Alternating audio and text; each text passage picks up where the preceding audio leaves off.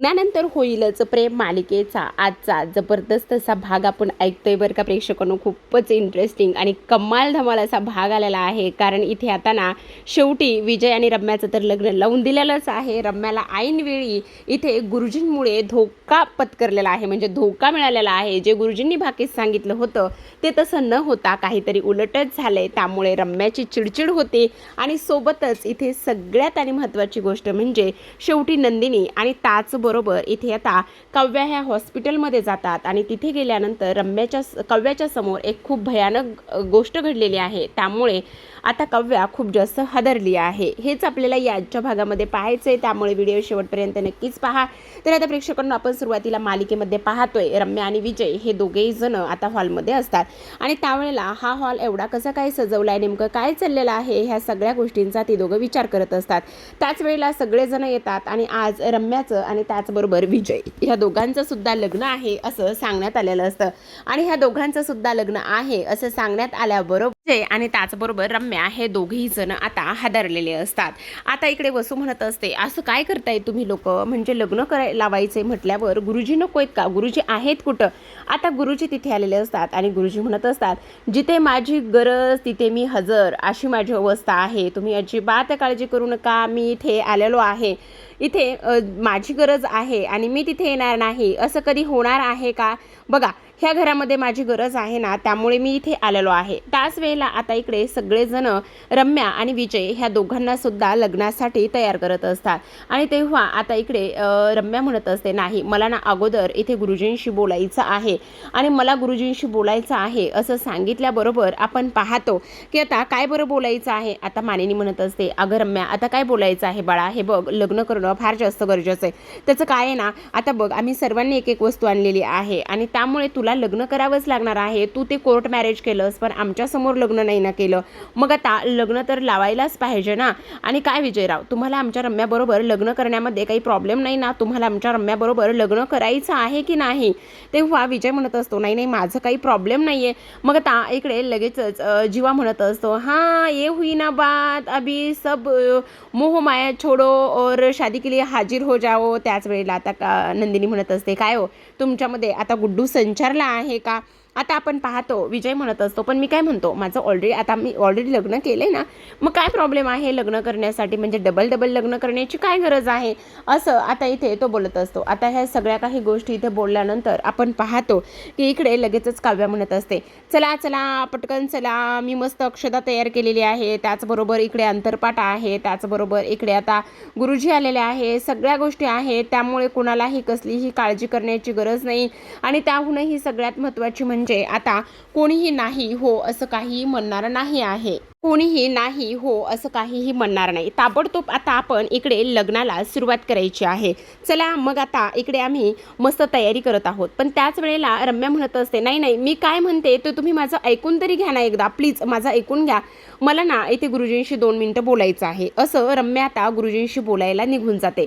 आता रम्या गुरुजींशी बोलायला निघून जाते. इकडे आता हो नाही हे सुरू असताना लगेच आता काव्या आणि त्याचबरोबर नंदिनी ह्या दोघीही जणी आता इकडे वसूकडे जातात आणि दोघी जणी वसूकडे गेल्यानंतर आता त्या म्हणत असतात, काय वसू आत्या खरं खरं सांगा, तुम्हाला रम्याचं चांगलं झालेलं पाहायचं नाही का, म्हणजे रम्या आनंदात आहे किंवा नाही ह्या सगळ्या गोष्टी तुम्हाला पाहायच्या नाहीत का, तुम्हाला कसं वाटतंय खरं खरं सांगा बरं, म्हणजे रम्याचं लग्न तुम्हाला झालेलं नकोय का, बोला ना, तुम्हाला जावाई नकोय का, रम्या खुश राहायला नकोय का, बोला ना, सांगा ना, बोला तुम्ही पटापट बोला, असं आता इकडे ते बोलत असतो. आता हे सगळं काही बोलल्यानंतर लगेच आता आपण पाहतो की इकडे वसू म्हणत असते, हो चालेल ना, मला तिचं लग्न झालेलं आणि तिने लग्न केलेलं ह्या सर्व गोष्टी मला आवडतील, नाही असं काहीच नाही. असं बोलल्याबरोबर आपण पाहतो लगेचच आता इकडे रम्या गुरुजींना म्हणत असते, गुरुजी मला एक गोष्ट सांगा, तुम्ही काय म्हणाला होतात की माझं लग्न हे पार्थ बरोबर होणार आहे म्हणून, मग तुम्ही केलेलं भाकीत ते कुठे गेलं, काय झालेलं आहे त्या भाकीताचं. त्याच वेळेला आपण पाहतो गुरुजी म्हणत असतात, अगं हो मी तर जे बोललो होतो ते अगदी बरोबर बोललोय. काय बोलले, अगं बघ तिकडे पारच्या हातामध्ये इथे मंगळसूत्र आहे आणि पारच्या हातामध्ये जर मंगळसूत्र आहे तर मग तुला आणखी काय आणि कशा पद्धतीचं वेगळं काय हवं आहे, असं सुद्धा आता इकडे ते बोलत असतात. हो रम्या, मग मी तुला तेच सांगण्याचा प्रयत्न करतोय. बघ तिकडे पार्थच्या हातामध्ये मंगळसूत्र आहे. त्याचबरोबर इथे तू लग्नासाठी हातामध्ये हार घेऊन उभी असणार आहेस. त्याचबरोबर हा मांडव आणि त्याचबरोबर हे सगळं काही सजलेलं असणार आहे. मग एवढ्या सगळ्या गोष्टी होत आहेत, तर तुला आणखी काय हवं आहे रम्या? अगं सगळं तर काही तुझ्या मनासारखं होतंय ना, मग तुला आणखी वेगळं काय हवं आहे? असं सुद्धा आता इथे ती लोकं बोलत असतात. आता हे सगळं काही बोलल्यानंतर गुरुजी म्हणत असतात, रम्या म्हणत असते, पण गुरुजी मला मला लग्न कोणाबरोबर करायचंय ते तरी एकदा जाणून घ्या. मला लग्न पार्थ बरोबर करायचं आहे. त्याच वेळेला आता इकडे वसूने होकार दिल्यानंतर काव्य आणि नंदिनी उड्या मारत असतात. त्या म्हणत असतात, चला चला चला चला, इथे वसू आत्याने होकार दिलाय फायनली, चल रम्या चल रम्या. आता नंदिनी म्हणत असते, मी खरं तर ना इथे आता हिला रम्याला तयार करणार आहे. चल बरं पटकन काव्या, आम्ही दोघीजण तिला तयार करतो आणि जीवा आणि पार्थ तुम्ही विजयला तयार करा. आता ह्या दोघीजणी धावतच रम्याकडे येतात आणि धावतच रम्याकडे आल्यानंतर तिच्या हाताला धरून ओढतच त्या दोघीजणी तिला तिथून घेऊन जात असतात. आता इकडे दुसऱ्या बाजूला आपण पाहतो जीवा आणि त्याचबरोबर पार्थ हे दोघेजण विजयला घेऊन जात असतात. आता मानिनी म्हणत असते, खरं सांगू का वसुताई, आज तुम्ही सगळ्यात मोठा आणि छान निर्णय घेतला. ह्या निर्णयामुळे मला तर फारच आनंद झालेला आहे बरं का. म्हणजे तुम्ही हे सगळं काही केलंय ना, त्या सर्व गोष्टीमुळे मला खरंच आनंद झालाय. आता इकडे विजय म्हणत असतो, नाही नाही नको नको, माझा मी तयार होतो, मला उगाचच तुम्ही लोक तयार करू नका, असं आता इकडे तो बोलत असतो. पण त्याच वेळेला आपण पाहतो की इकडे आता ही लोक काही केलं ऐकत नाहीत आणि न ऐकल्यामुळे लगेचच आता इकडे ते त्याला तिथून घेऊन निघून जात असतात. आता दुसऱ्या बाजूला रम्याला सुंदर अशी साडी नेसवून दिलेली असते आणि रम्याला सुंदर अशी साडी नेसवून दिल्यानंतर लगेचच आता रम्या म्हणत असते, एक मिनटं, मला तुमच्या ह्या सर्व गोष्टींची काही गरज नाही आहे. प्लीज तुम्ही मला ना माझी मी तयार होते, तुम्ही नका बरं मला उगाचच तयार करू. पण आता काव्या म्हणत असते, अगं असं काय करतेस, वेडी आहेस का तू? आणि मी नाही तयार करणार तुला तर मग कोण तयार करणार? मलाच तुला तयार करावं लागणार आहे.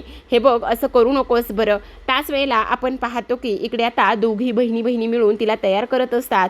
कोणी बांगड्या घालतं तर कोणी ते तिचे केस विंचरून देत असतं, हेअरस्टाईल करत असतं. तेव्हा आता इकडे रम्या म्हणत असते, तुम्ही हे सगळं मुद्दामून करताय ना? तेव्हा काव्या म्हणते, आम्ही काय कुठे मुद्दामून करतोय, आम्ही तर हे सगळं काही आनंदानेच करतोय. तुला असं का वाटतंय की आम्ही मुद्दामून करतोय? काय गं मला एक गोष्ट सांग, तुला खरंच इथे लग्न करायचं नाही आहे का विजयरावांसोबत? म्हणजे तुझं खरंच कोर्ट मॅरेज झालेलं आहे की नाही? त्यावरती म्हणत असते, असं का म्हणताय? झालेलं आहे ना, कोर्ट मॅरेज तर झालेलं आहे. हो मग कोर्ट मॅरेज झालेला आहे तर मग आता इकडे चांगलं लग्न करायला नको का? मग आता गुरुजींचा आशीर्वाद घेऊन इकडे लग्न करायला नको का? काय गं रम्या तू अशी कशी गं, मला तेच काही कळत नाही, असं आता इकडे ते बोलत असतात. आता हे सर्व काही बोलल्यानंतर आपण पाहतो की आता लगेचच काव्याच्या हातामध्ये मुंडवळ्या असतात आणि त्या मुंडवळ्या ती इथे रम्याच्या डोक्याला बांधत असते आणि रम्याच्या डोक्याला बांधल्यानंतर लगेचच आता जोरातच ती आवळते आणि तेव्हा ती म्हणत असते, स्वारी हां रम्या, तुला जरा जास्तच त्रास झाला का गं? स्वारी हां त्याच्यासाठी, दुखलं का गं तुला? असं आता इकडे ती बोलत असते. आता हे सगळं काही बोलल्यानंतर आपण पाहतो की इकडे आता लगेचच दुसऱ्या बाजूला मात्र जी काही नंदिनी आहे त्या नंदिनी सुद्धा खूपच सुंदर असं आता इथे तिला तयार केलेलं असतं. खूप सुंदर अशी रम्या तयार झालेली असते आणि त्यानंतर ते म्हणत असतात, आता आपण एक सुंदर असा एक सेल्फी काढून ठेवूया. सेल्फी काढला ना तर मग कसं सगळ्यांना आनंद होईल आणि त्याचबरोबर हा सेल्फीसुद्धा सगळ्यांना पाहता येतो, म्हणजे आठवणी राहतात ना, असं तिचं म्हणणं असतं. त्याच वेळेला आपण पाहतो की आता इकडे जो विजय आहे ना, विजय हा फ्रेश होतो आणि तेव्हा त्याच्या बॉसचा त्याला फोन आलेला असतो. आता विजय म्हणत असतो, सरजी मी इथे खूप अडकलोय, म्हणजे खरं तर ना ह्या लोकांनी मला आता इकडे लग्न करण्यासाठी इकडे तयारच केले. ह्या लोकांचं असं म्हणणं आहे की काही झालं तरी लग्न करायचंच आहे. मला तर काय करावं आणि काय नाही हे कळा नाही, पण तुम्ही काळजी करू नका, मी इकडे ह्या देशमुखांना आणि ह्या लोकांना धडा शिकवण्यासाठी कोणत्याही परिस्थितीमध्ये लग्न करणारच आहे, असं आता इथे तो बोलत असतो. तर तेवढ्यातच तिथे जीवा आणि त्याचबरोबर पार्थ हे दोघेही जण आलेले असतात. तेव्हा जीवा म्हणत असतो, अरे काय झाले, सगळं काही ठीक आहे ना? म्हणजे तू असा आत्ता इथे फोनवर बोलत होतास ना, म्हणून म्हटलं सगळं काही ठीक आहे ना? त्याच वेळेला तो म्हणत असतो, नाही नाही ठीक आहे ना, सगळं काही ठीक आहे, काहीच प्रॉब्लेम नाही. अरे मग सगळं काही जर ठीक असेल तर प्रॉब्लेम नसेल तर मग मला एक गोष्ट सांग, लग्न करण्यासाठी तयार आहेस तर मग लग्न हे केलंच पाहिजे ना? चल लवकर तयार हो. त्यावेळेला विजय म्हणत असतो, नाही नाही मी काय म्हणतो ऐका ना, हे बघा माझं मी तयार होतो ना, मला उगाचच नका ना जबरदस्ती करू. पण आता इकडे पार्थ आणि त्याचबरोबर जीवा हे दोघेही जण अजिबात ऐकत नसतात आणि दोघेही जण ऐकत नसल्या कारणाने आता इकडे लगेचच ते ह्या विजयला जो काही कुर्ता शेरवानी आहे ते घालत असतात. त्याला खूप जास्त उकाडा होत असतो, गरम होत असतं. तेव्हा तो म्हणत असतो, बघा ना किती गरम होतोय, किती उकाडा होतोय, प्लीज प्लीज हे मला असं नको आहे ना. अरे मी तेच सांगतोय, बघ ना ह्या रूमचा AC सुद्धा बंद आहे, बघ मी ट्राय करू का, बघ कुठे AC सुद्धा लागत नाही, AC बंद आहे. मग आता तो त्या विजयच्या अंगावर परफ्यूम मारत असतो. अरे नकोय मला इतका, नकोय मला इतका, का असं करतोय पार्थ. तेव्हा पार्थ म्हणत असतो, अरे असं काय करतोय, छान दिसायला नको का, सुंदर जर दिसलास त्याचबरोबर जास्त परफ्यूम मारलास तर वास येणार नाही ना, म्हणून हा परफ्यूम मी तुला मारत आहे, असं आता इथे पार्थ म्हणत असतो. तेवढ्यातच आता इकडे त्याच्या हातावर पावडर टाकलेली असते आणि विजयच्या फोनवर पुन्हा सरजी म्हणून फोन येत असतो. आता पार्थ म्हणत असतो, अरे सरजी म्हणून फोन आलाय, थांब मी उचलतो आणि स्पीकरवर टाकतो. त्याच वेळेला आता पुन्हा तो म्हणत असतो, नाही नाही नाही नाही नको नको उचलू नको, माझा मी उचलतो. आता तो घाबरतच तो फोन हातामध्ये घेतो आणि त्या दोघांना सुद्धा उचलून देत नाही. आता विजयला छान तयार केलेलं असतं, तिकडे दुसऱ्या बाजूला रम्यासुद्धा छान तयार असते. आता इकडे मिथुन काका आणि त्याचबरोबर इथे आता गुरुजींनी अंतरपाठ पकडलेला असतो आणि त्याच वेळेला दोन बाजूला आता रम्या आणि इकडे विजय उभे असतात. आता बाशिंग बांधलेलं असतं, मुंडवळे असतात, त्याचबरोबर हातामध्ये इकडे आता हारसुद्धा एकमेकांना घालण्यासाठी असतात. वसूला खरं तर फार आनंद होत असतो. शेवटी कोणत्याही आईला आनंद होणारच म्हणा. रम्या अशी आहे, ह्याला सर्वस्वी कारण फक्त आणि फक्त वसूच आहे असंच आपण म्हणू शकतो.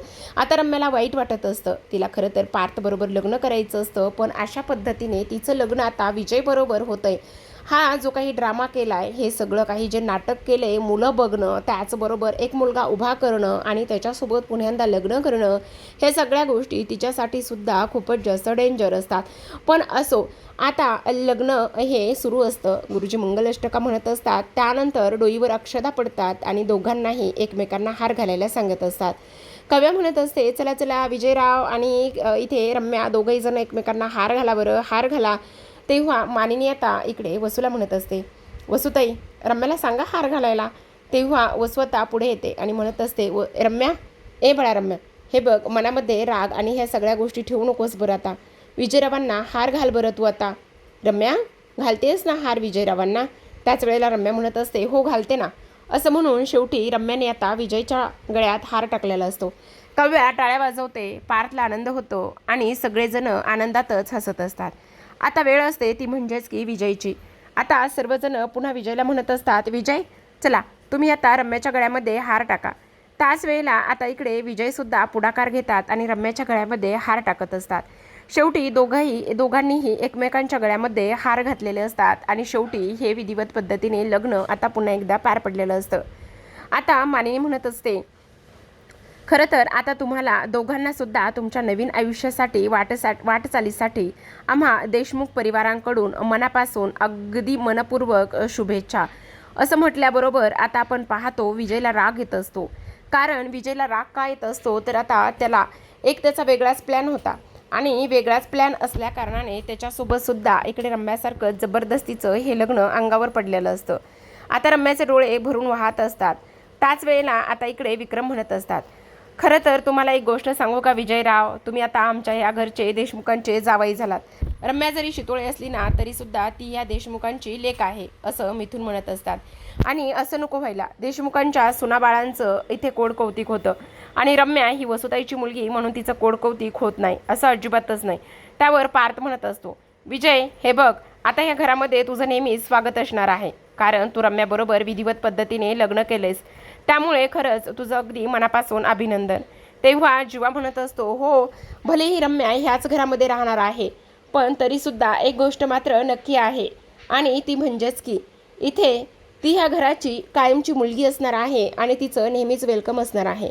सोबतच आता आपण पाहतो की इकडे मानिनी म्हणत असते, आता चला तुम्ही लग्नामध्ये तर उखाणा घेतला नाही आहे, पण आता तुम्हाला उखाणा घ्यावाच लागणार आहे. आणि कसं आहे ना विजयराव, तुम्ही आमच्या घरामध्ये गृहप्रवेश करून हिला घेऊन आलात, पण उखाणा हा घ्यावाच लागणार आहे की नाही. तेव्हा नंदिनी म्हणत असते, हो आई तुम्ही ना बोलताय ते अगदी बरोबर आहे, इथे हिला ना उखाणा घ्यावाच लागणार आहे. रम्या चल बरं, उगाचच नाही त्या गोष्टी इथे करू नकोस, चल आता छान असा साजेस असा उखाणा घे बरं. कारण तुला उखाणा घेणं फारच जास्त गरजेचं आहे, असं सुद्धा आता इकडे ती बोलत असते. आता उखाणा घ्यायला सुरुवात इकडे कोणीच करत नसतं, पण आता तेव्हा इथे नंदिनी म्हणत असते, चला आता आपणच सुरुवात करूयात. मन आमच्या पाठीमागे मन, स्वर्गात जुळतात लग्नाच्या गाठी, कोणीतरी बनले माझ्यासाठी. तेव्हा रम्या पाठी म्हणत असते, एकुलते एक मी माझ्यावर जबाबदारी मोठी, एकुलते एक मी माझ्यावर जबाबदारी मोठी. आता विजय हेही होतील आईच्या म्हातारपणाची काठी. असं म्हटल्याबरोबर आता सगळेजण हसायला लागतात.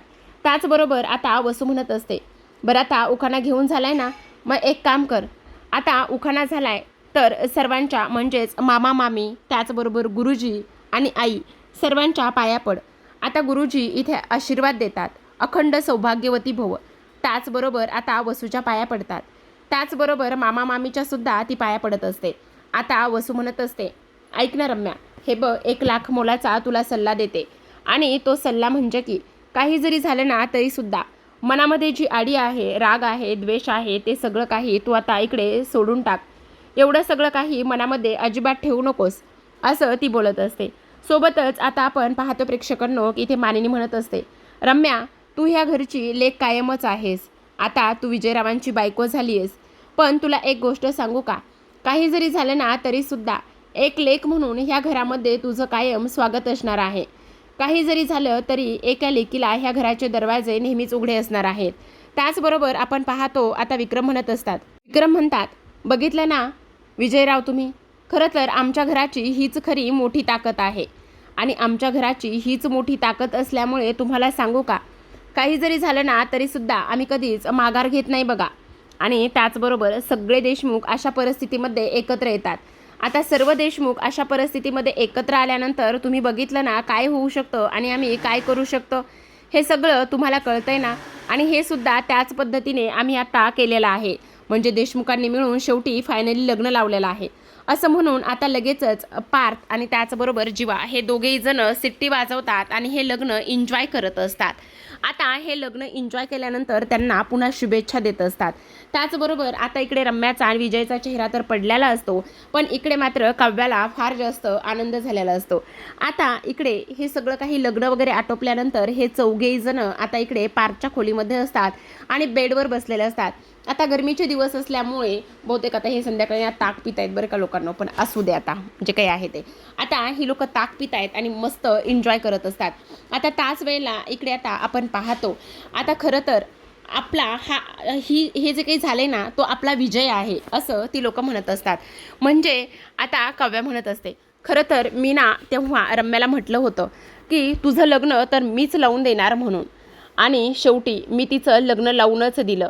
मी तिला सांगितलं होतं की माझ्या वाटेला जाऊ नकोस म्हणून. आणि तेव्हा आता इकडे जीवा म्हणत असतो, म्हणजे मला नाही समजलं. तेव्हा काव्या सांगते, त्याचं काय झालं ना, ती अशीच एकदा मध्ये त्रास देत होती पार्थला, आणि ती पार्थला त्रास देत असल्यामुळे मी सांगितलं होतं की एक दिवस तुझ्या डोईवर मीच अक्षदा टाकणार म्हणून, आणि शेवटी मी तेच केलेलं आहे. तिच्या डोईवरती मीच अक्षदा टाकला आहे, असं आता इकडे ती बोलत असते. आता हे सर्व काही बोलल्यानंतर आपण पाहतो की इकडे लगेचच जो जीवा पार्थ आहे तो म्हणत असतो, खरं सांगू का बापरे नंदिनी, मला असं वाटलं होतं की फक्त तुम्ही बोलता आणि करून दाखवता, पण तसं अजिबातच नाही. ह्या काव्यासुद्धा जे बोलतात ना तेच करून दाखवतात, आणि हे अगदीच बरोबर आहे, असं आता इथे तो बोलत असतो. आता खरं सांगू का, आपण इकडे एन्जॉय करतोय, पण तिकडे मात्र रम्याने वसुहत्या चांगलीच धुतली असेल, असं तो बोलत असतो. आता खरंच इकडे आता जेव्हा रम्या खोलीत येते तेव्हा साडी वगैरे काढून टाकत असते आणि बांगड्या वगैरे काढणार, मंगळसूत्र काढणार, तेवढ्यातच वसू म्हणत असते, 1 मिनिट रम्या, काय करतेस?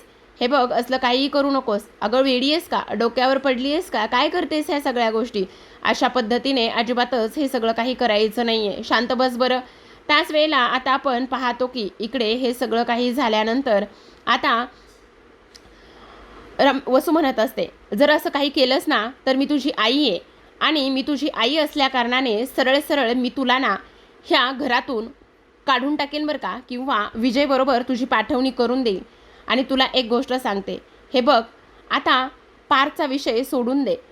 आता तुला माहिती ना काव्याचं आणि जीवाचं एकमेकावर किती प्रेम होतं. मग मला सांग, काव्याचं आणि जीवाचं एकमेकांवर एवढं प्रेम असून ते दोघंजण एकत्र आले का? नाही. मग काव्य आणि पार्थ हे दोघंजण किती आनंदात आहेत. मग तू सुद्धा त्या गोष्टी स्वीकार. त्यावर आता रम्या म्हणत असते, पण आई मला पार्थ हवा होता, मला पार्थ बरोबरच लग्न करायचं होतं, असं ती पुन्हा म्हणत असते आणि रडत असते. त्याच वेळेला वसू म्हणत असते, हे बघ रम्या, ज्या गोष्टी झाल्यात ना त्या विसरून जा. विजयराव चांगले आहेत, त्यांचं तुझ्यावर फार प्रेम आहे. ह्या सगळ्या गोष्टी जर आहेत तर नाही, हे सगळं फक्त आणि फक्त त्या काव्याने केलंय. त्या काव्याला मी तर सोडणारच नाही, त्या काव्याला चांगला धडा शिकवणार आहे. त्याच वेळेला वसू म्हणत असते, तू असलं काहीही करू शकणार नाहीस, कारण त्या चौघांची किती एकी आहे ते बघितलं ना. त्याच वेळेला आता इकडे काव्या म्हणत असते, हो, कारण मी ना त्याच वेळेला ते सगळं काही करण्याचं ठरवलं होतं. त्याच वेळेला मी सांगितलं होतं, मी तर करेल ना तर ह्याच पद्धतीने तिचं करेल, आणि त्याचबरोबर तिचं लग्नसुद्धा मी त्याच पद्धतीने लावून देईल, असं मी सांगितलं होतं. आता हे सर्व काही सांगितल्यानंतर आपण पाहतो की आता इकडे जीवा म्हणत असतो, बरं मी काय म्हणतो, आता हे सगळं काही झालेलं आहे ना, आपण आपल्या एकीनं हे सगळ्या गोष्टी व्यवस्थित करून सोडल्यात, पण मला आत्ता असं वाटतंय की आता ना आपण आपल्या सगळ्या गोष्टीकडे लक्ष दिलं पाहिजे. म्हणजे ही गोष्ट तुम्ही विसरू नका की तुम्ही प्रेग्नेंट आहात म्हणून. मग तुम्ही प्रेग्नेंट आहात तर ही गोष्ट विसरून अजिबातच चालणार नाही आहे. काही जरी झालं ना तरीसुद्धा तुम्हाला तुमच्या बाळांकडे लक्ष दिलं पाहिजे. त्याच वेळेला आता काव्या म्हणत असते, आता इथून पुढे ना फक्त आणि फक्त मी म्हणेल आणि आम्ही म्हणू त्याच गोष्टी इथे घरामध्ये होणार आहेत, आम्ही म्हणू तेच तुम्ही लोक ऐकणार आहात. त्याच वेळेला आता इकडे जीवा म्हणत असतो, याला काय अर्थ आहे, काय संबंध काय आहे, तुम्ही म्हणाल ते आम्ही ऐकू, काहीही असलं होणार नाही. तेव्हा आता इकडे पार्थ सुद्धा म्हणत असतो, हो अगदी बरोबर बोलतोय जीवा, आम्ही तुमचं म्हणणं का ऐकायचं आणि कशामुळे. त्यावर आता इकडे काव्या म्हणत असते, हो कारण तुम्हाला आमचं म्हणणं ऐकावंच लागणार आहे, कारण आणि आता आम्ही एवढ्या सगळ्या गोष्टी केल्यात म्हटल्यावर तुम्हाला गोष्ट लक्षात येते का, आम्ही इकडे रम्याचा कसा बँड वाजवलाय आणि रम्याचं लग्न लावून दिलंय. आता काव्या हसायला लागलेली असते आणि त्याचबरोबर नंदिनी म्हणत असते, हो ही जी काही मोहीम आहे ना ती मोहीम आता फत्ते झालेली आहे. त्याचबरोबर आता इकडे पार्थ म्हणत असतो, पण काही झालं तरी आम्ही तुमचं ऐकणार नाही. त्यावर काव्या म्हणत असते, नाही तुम्हाला आमचंच ऐकावं लागणार आहे, कारण आम्ही तुमच्या बायका आहोत. तर आता प्रेक्षकांनो आजच्या भागामध्ये एवढंच. उद्याचा भाग फार कमाल असणार आहे बरं का, कारण उद्याच्या भागामध्ये आपण पाहतो आता इकडे सगळं नॉर्मल नसतं बरं का, कारण धनंजय अचानक आलेले असतात. आता धनंजय आल्यानंतर सगळेजण धनंजयचं आल्याबरोबर स्वागत वगैरे वेलकम ह्या सगळ्या गोष्टी करतात, विचारतात की तुम्ही कसे आलात म्हणून. तेव्हा धनंजय म्हणतात, मी एवढ्या सहजासहजी इकडे उगाचच आलो नाही, कारण तसंच आहे, कारण जेव्हा शारदा इकडे नंदिनीच्या अगोदर प्रेग्नेंट होती त्यावेळेस शारदाचे 4 वेळा मिसगॅरेज झालेले आहेत, आणि त्यामुळे मला माझ्या मुलींच्या बाबतीत कोणतीही रिस्क इथे नको आहे. मी त्यासाठीच इथे तुमच्या कानावर ही गोष्ट घालण्यासाठी आलेलो आहे की माझ्या 2 मुली प्रेग्नेंट आहेत आणि त्यांच्या बाबतीत काहीही वेगळं व्हायला नको आहे, म्हणून मी हे सगळं काही तुम्हाला सांगायला आलेलो आहे, असं आता इकडे ते बोलत असतात. आता ह्या सगळ्या गोष्टी ऐकल्यानंतर आपण पाहतो नंदिनी आणि त्याचबरोबर काव्या ह्या दोघींनाही खूपच टेन्शन आलेलं असतं की बाबा अचानकच असं येऊन बोलतायत, आणि त्याचबरोबर ह्या ज्या काही जुन्या गोष्टी आहेत त्या सांगतायत, त्यामुळे आपल्या बाबतीत असं काही होईल का असं काव्याला वाटत असतं. तर आता प्रेक्षकांनो इकडे आपण पाहतो की दोघी जणी आता हॉस्पिटलमध्ये जातात, नंदिनी आणि त्याचबरोबर इथे काव्या. तिथे गेल्यानंतर आपण पाहतो की आता हॉस्पिटलमध्ये एक प्रेग्नेंट लेडी असते आणि तिला बहुतेक ना लेबर पेन सुरू झालेले असावेत, जे की तिचं जे काही तारीख आहे ना त्या तारखेच्या अगोदरच, आणि त्यामुळे बहुतेक तिने तिचं बाळ वगैरे गमवलंय की काही असं काहीतरी दाखवलंय. तेव्हा काव्या हे सगळं काही स्वतःच्या डोळ्याने पाहते आणि डोळ्याने पाहिल्यानंतर तिला मात्र खूपच मोठा धक्का बसतो. आता ती हादरलेली असते. तेव्हा नंदिनी तिला विचारते, काव्या तू बरी आहेस ना.